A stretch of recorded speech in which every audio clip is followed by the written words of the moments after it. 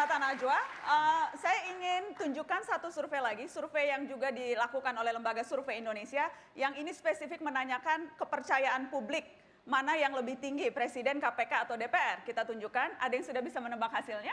Kita lihat. Mas Jayadi, silakan dielaborasi soal ini. Maksudnya apa? Ditayangkan ini maksudnya apa? Saya ingin nanya dulu. Iya, tanya sama Nana kalau Iya, makanya. Maksudnya Ini untuk konteksnya menunjukkan apa? hasil survei. Hah? Anggota DPR Konteksnya ingin bukannya... membuktikan bahwa suara kami ini nggak legitimate, nggak bisa dipercaya, jadi kita nggak usah ada di sini. Nah. Ini perspektif publik. Anggota DPR jangan Ini nggak baperan etis. lah, Ini Bang. udah kita pada saat Anggota pembicaraan DPR terakhir. jangan baperan. Ini pembicaraan terakhir ya.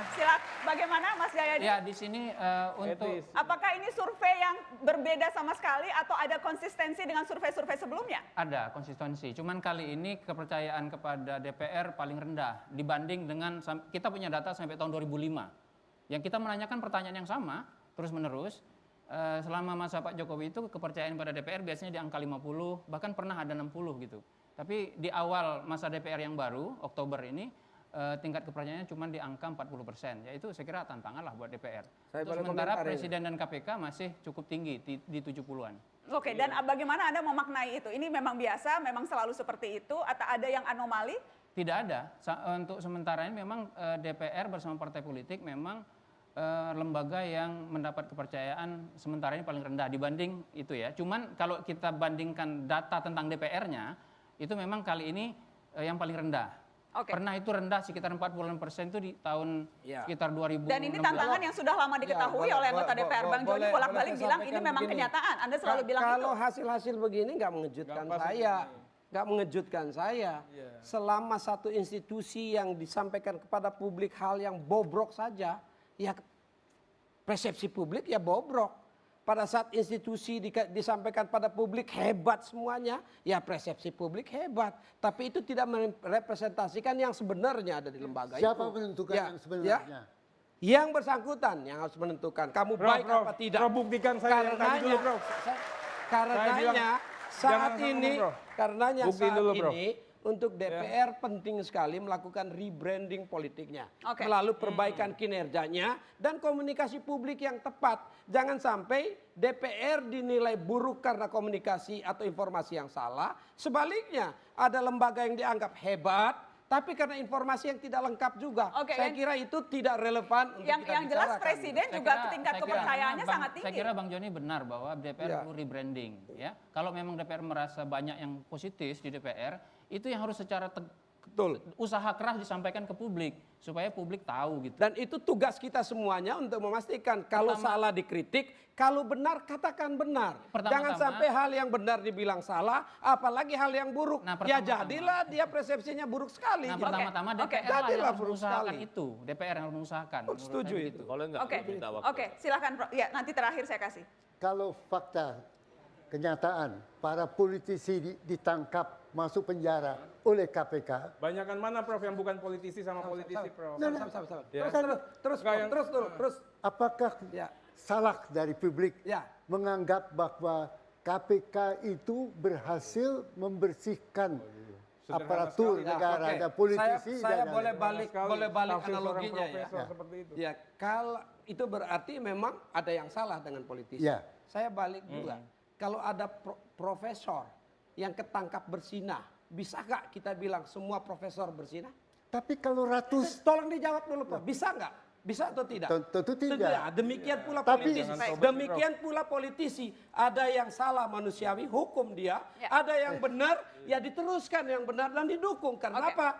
Partai politik, politisi, anggota DPR, pengambil kebijakan publik, Pak. Ya. Salah diambil kebijakan publik, negara yang rusak. Kita harus perbaiki itu bersama-sama. Jangan setiap hari dibilang yang baik pun dibilang salah. Nah ini nggak benar nih. Lalu yang apa? LSM, rekan-rekan kita ini pengamat, itu yang paling hebat. Enggak juga.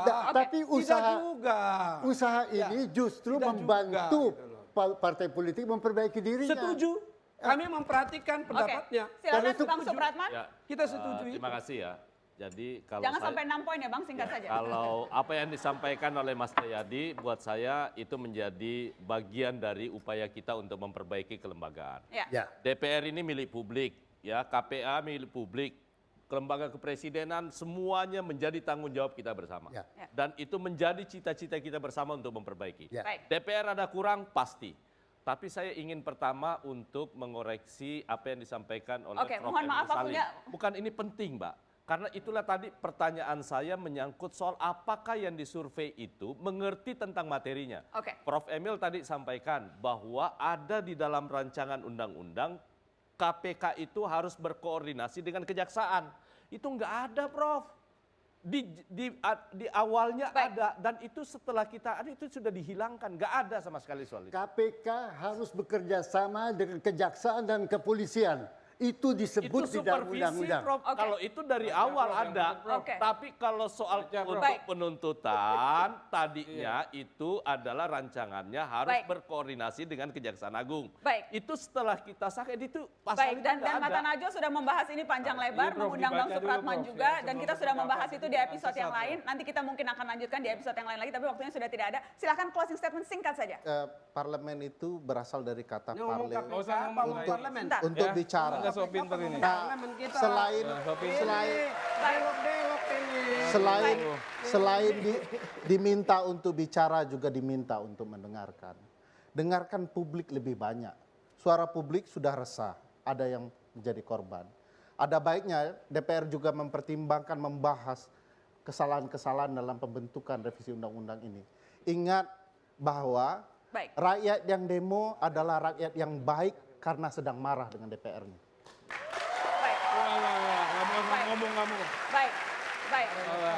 Ya, Baik, terima kasih sudah menyaksikan Mata Najwa. Terima kasih sudah hadir di Mata Najwa malam ini. Terima kasih sudah hadir di Mata Najwa. Terima kasih sudah menyaksikan Mata Najwa. Selamat malam, sampai jumpa.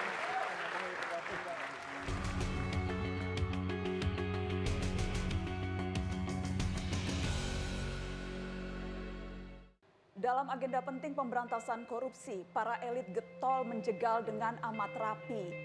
Mereka kompak merevisi Undang-Undang KPK lalu menghadang Perpu dengan banyak cara. Malah ada yang cuci tangan seolah tak ikut-ikutan. Padahal tidak ada kadernya yang walk out di Senayan. Perpu menjadi jalan keluar dari krisis kepercayaan agar kredibilitas kembali terpulihkan. Rakyat menghendaki Republik menjadi bersih, kewenangan KPK janganlah makin tersisih. Saat pemimpin menimbang opsi untuk dipilih, realitas politik memang tidak pernah hitam putih. Ketika tidak banyak pilihan yang tersedia, kembalilah pada suara pemilih yang setia. Pemimpin yang dipilih rakyat niscaya akan mendengarkan. Keluh dan harap rakyat adalah denyut negarawan.